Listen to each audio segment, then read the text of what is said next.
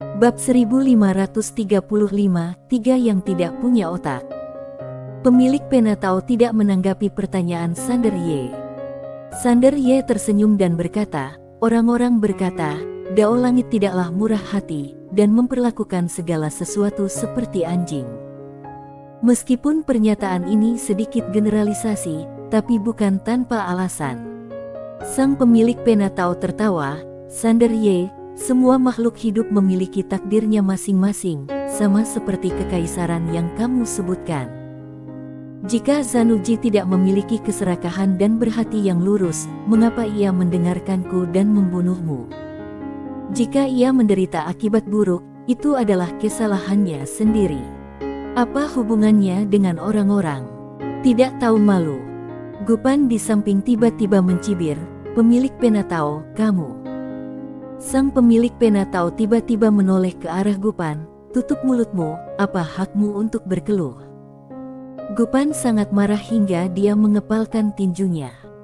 Energi dalam tubuhnya melonjak seperti air pasang, tetapi dia masih menahannya. Mentolerir. Sedikit ketidaksabaran akan merusak rencana besar. Jika wujud asliku keluar, akan kuhajar bajingan ini sampai mati. Sander Ye berkata, pemilik pena Tao, sebenarnya, apa yang kamu katakan memang masuk akal, tetapi kamu mengabaikan satu hal, yaitu, jika kamu tidak campur tangan, Zanuji dari kekaisaran tidak akan mati. Kamu mengatakan bahwa jalan Tao Langit bersifat siklus dan segala sesuatu memiliki takdirnya, tetapi, kamu jelas-jelas ikut campur dalam Tao Langit ini. Dan setelah kamu campur tangan, kamu menyebutnya Tao Langit. Bukankah ini seperti beberapa pejabat yang melanggar hukum sendiri, tetapi menyalahkan semua orang biasa? Benar-benar sesuai dengan pepatah, kata pejabat memiliki dua mulut dan dapat mengatakan apapun.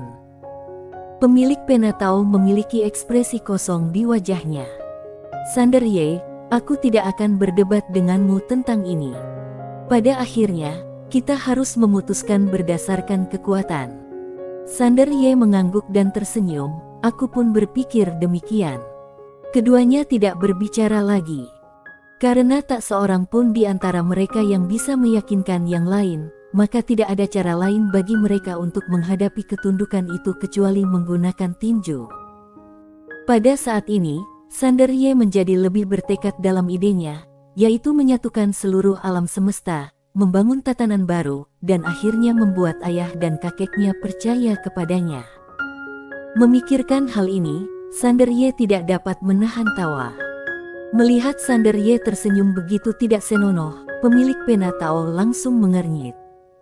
Hal buruk apa yang sedang dipikirkan bajingan ini? Gupan melirik Sander Ye, lalu menatap pemilik pena Tao, lalu perlahan menutup matanya, tidak tahu apa yang sedang dipikirkannya. Setelah beberapa saat, mereka bertiga telah memasuki sebuah pegunungan. Pada saat itu, langit tiba-tiba menjadi gelap dan keheningan menguasai seluruh ruangan.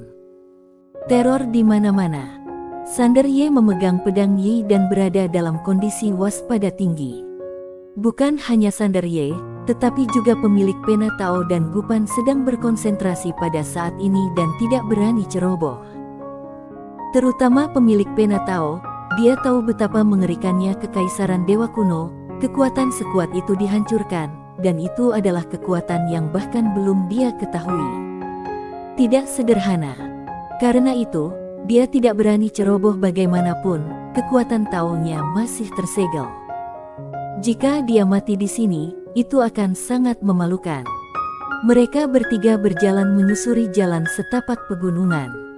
Tidak lama setelah mereka berjalan, tiba-tiba sebuah desa muncul di depan mata mereka. Desa itu tidak terlalu besar, hanya memiliki beberapa ratus orang penduduk, dan yang terpenting, ada orang-orang di dalamnya. Ketiganya sedikit terkejut. Mereka bertiga tiba di depan desa. Ketika seorang lelaki tua melihat mereka, ia terkejut pada awalnya, lalu ia berbalik dan berlari menjauh. Sambil berlari ia berkata, hantu. 3 orang. Tak lama kemudian, Seratusan orang lebih berhamburan keluar desa sambil menenteng obor dan membawa berbagai senjata seperti cangkul, arit dan lain sebagainya. Tetapi mereka semua tetap berada di pintu masuk desa dan tidak berani keluar. Semua orang agresif, tetapi ada ketakutan dan kengerian yang jelas di mata mereka. Sander Ye dan dua orang lainnya sedikit bingung. Ternyata ada orang yang tinggal di tempat ini, dan orang-orang ini hanyalah orang biasa. Pemilik pena Tao tiba-tiba melangkah maju. Penduduk desa itu jelas ketakutan dan tanpa sadar melangkah mundur. Sang pemilik pena Tao menatap lelaki tua di depan dan berkata sambil tersenyum, "Pak tua, kami bukanlah orang jahat."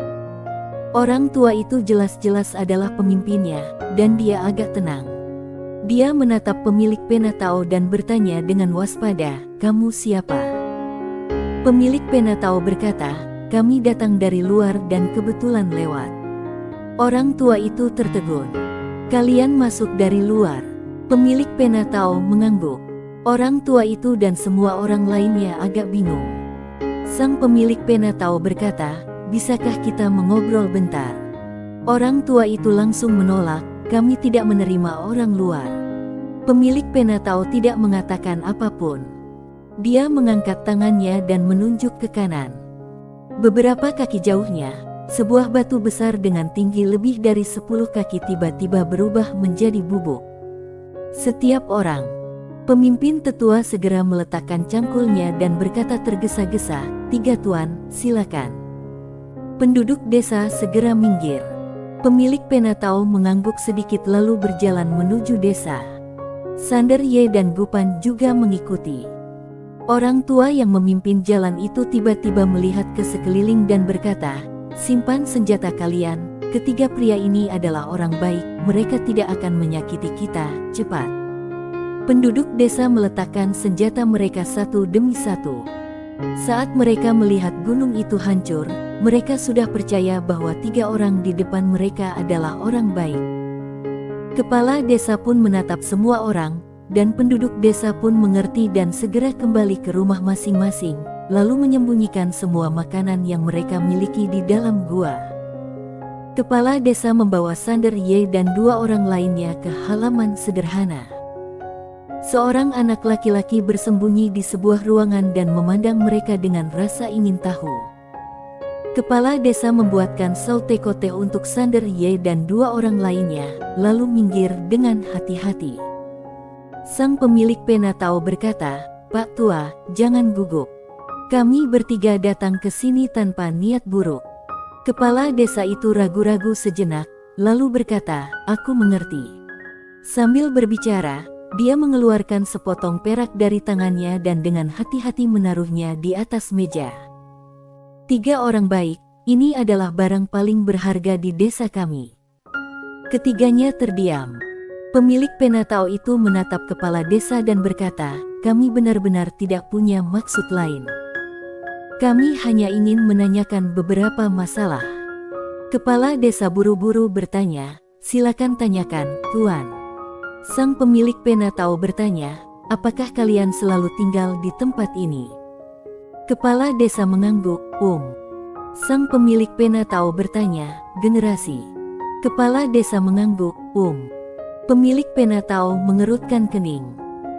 Sander Ye tiba-tiba berkata, "Mereka seharusnya adalah orang-orang dari Kekaisaran Dewa Kuno, tetapi mereka semua adalah orang biasa. Dan ketika kekuatan misterius menghancurkan Kekaisaran Dewa Kuno, mereka tidak menyerang orang-orang biasa ini." Pemilik pena Tao mengangguk, "Mungkin seperti itu." Kemudian dia melihat ke arah kepala desa dan bertanya, "Apakah kamu tahu tempat apa ini?" Kepala desa berkata dengan hati-hati, "Reruntuhan kuno." "Reruntuhan kuno."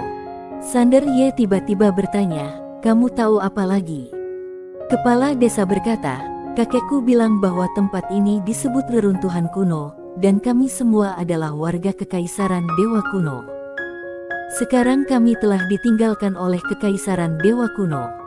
Setelah mengatakan ini, ekspresinya tiba-tiba menjadi muram. "Sander Ye, nama desa kami ini apa?" Kepala desa berkata, "Desa Dawan." Sander Ye bertanya, apa kalian pernah keluar? Kepala desa melambaikan tangannya berulang kali, tidak, tidak, kami tidak boleh keluar, siapapun yang keluar tidak bisa pulang. Sander Ye, maka, kamu tidak tahu apa yang ada di luar sana, bukan? Kepala desa mengangguk, ekspresinya serius, tidak seorang pun tahu apa yang ada di luar sana, yang kami tahu itu berbahaya, sangat berbahaya. Pada titik ini, dia berhenti sejenak dan melanjutkan, desa sebelah sangat kaya. Konon mereka punya harta karun yang banyak. Setelah mengatakan ini, dia berhenti berbicara. Mendengar ini, Sander Ye dan dua orang lainnya tidak bisa menahan diri untuk tidak mengerutkan kening. Orang tua ini mencoba mengalihkan masalah. Pemilik pena Tao tiba-tiba tertawa dan berkata, harta. Harta apa? Kepala desa buru-buru berkata, aku tidak tahu, tetapi aku mendengar itu diperoleh dari luar, dan itu sangat banyak. Setelah berkata demikian, dia melirik ke arah mereka bertiga dan tidak berkata apa-apa lagi. Sang pemilik pena Tao berkata sambil tersenyum, apa kamu punya dendam terhadap desa sebelah? Kepala desa menggelengkan kepalanya berulang kali, tidak, tidak. Sang pemilik pena Tao menatap kepala desa, kalau tidak ada dendam, lalu mengapa kamu begitu jahat? Kepala desa itu menjadi pucat dan berkata dengan suara gemetar, Tuan. Kenapa kamu bisa berkata begitu? Aku tidak bermaksud apa-apa, aku. Pemilik pena Tao melirik kepala desa, lalu berdiri dan pergi. Sander Ye dan Gupan juga berdiri, dan mereka bertiga pergi. Sepanjang perjalanan, penduduk desa bersembunyi dalam gelap dan menyaksikan secara diam-diam. Setelah meninggalkan desa, mereka bertiga berjalan menyusuri jalan menuju kejauhan. Melihat Sander Ye dan yang lainnya pergi, kepala desa segera menghela napas lega. Pada saat itu, seorang pria berjalan mendekati kepala desa. Dia memandang Sander Ye dan yang lainnya di kejauhan dan berkata, Paman kedua. Apakah mereka akan pergi ke desa sebelah untuk menimbulkan masalah? Kepala desa berkata dengan tegas, pasti, itu pasti. Pria itu sedikit bingung, kenapa? Kepala desa tersenyum dan berkata, ketiga orang ini datang dari luar, mereka pasti sedang mencari harta karun. Aku katakan kepada mereka bahwa ada harta karun di desa sebelah, mereka pasti akan tergoda. Lelaki itu ragu sejenak, lalu berkata, Paman kedua, lelaki berjubah Tao di depan sangat sakti. Kepala desa itu mengusap jenggotnya dan tersenyum, orang ini sangat kuat, tetapi kurang bijaksana.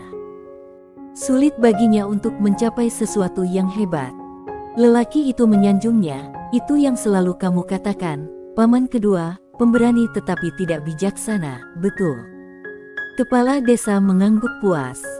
Lelaki itu terus menyanjungnya, Paman kedua benar-benar hebat, hanya menggunakan sedikit trik untuk menyelesaikan krisis di desa kita. Tidak hanya itu, kamu juga memancing ketiga orang ini ke desa sebelah. Paman kedua benar-benar hebat. Kepala desa tersenyum puas. Dia menepuk bahu pria itu dan berkata, kamu berusaha keras untuk menyanjungku. Apa yang kamu inginkan? Pria itu buru-buru berkata, Paman kedua, bukankah ada kebijakan pengentasan kemiskinan di kota Kyuyong akhir-akhir ini? Setiap desa memiliki beberapa kuota. Begitu mereka diidentifikasi sebagai rumah tangga miskin, mereka bisa mendapatkan seekor babi tambahan dan 100 kg gandum setiap tahun. Kepala desa berteriak, apa kalian termasuk keluarga tidak mampu? Lelaki itu terkekeh dan berkata dengan nada menyanjung, Paman kedua, apakah termasuk keluarga miskin atau tidak, itu hanya masalah perkataanmu, kan? Kepala desa langsung mengerutkan kening. Apa yang kamu bicarakan? Bagaimana kamu bisa mengatakan hal seperti itu? Ingat, beberapa hal, meskipun benar, tidak dapat dikatakan dengan lantang, paham? Lelaki itu buru-buru berkata, ya. Kepala desa itu mendongak ke kejauhan dan tersenyum percaya diri, tenang saja tentang kuota. Ketiga orang ini memang mampu, tetapi mereka tampaknya tidak punya otak. Mereka pasti akan bantai desa itu.